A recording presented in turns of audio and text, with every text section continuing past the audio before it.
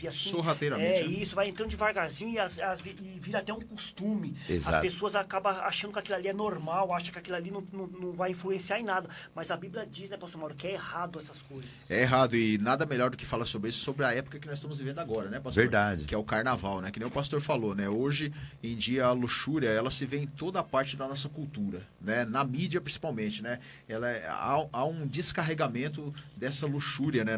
Na sociedade hoje, né? E só que nós devemos entender uma coisa, né, pastor? Uma coisa que eu estava vendo hoje, né?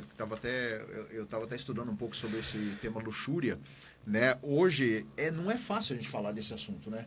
Principalmente nas igrejas. As igrejas acho que não tratam muito desse assunto, não sei se é por causa de algum tipo de preconceito, né? Elas não querem falar sobre isso, né? Mas a gente deve entender que a própria palavra de Deus diz, né, que o relacionamento, né, entre dois, sem mancha, sem mácula, é de Deus. Verdade. Né?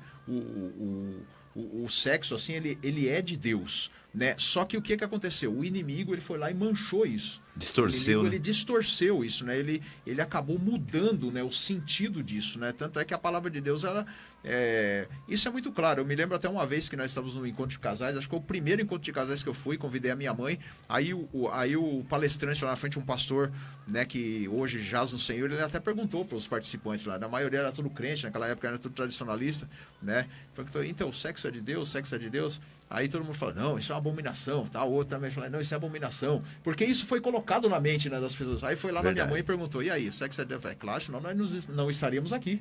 Sim. Mãe. Ela mais madura, né? Deu uma resposta, mais equilibrada. Mais equilibrada. E interessante, né, pastor Davi? Nós estamos aqui com dois pastores, né? Todos sabem que aqui é o pastor Davi da Assembleia de Deus, Ministério Jardim Letícia, e o pastor Mauro do Ministério Elim, Parque Planalto, né? E o pastor Mauro falou, pastor Davi, que é muito difícil falar isso nas igrejas.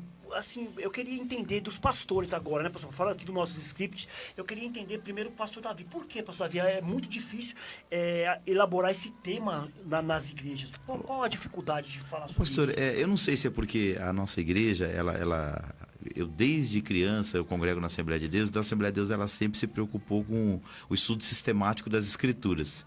E quando você estuda as Escrituras de forma sistemática, todos os assuntos que são preponderantes, que são importantes, eles acabam voltando, eles acabam sendo tratados repetidamente. E a luxúria é um deles.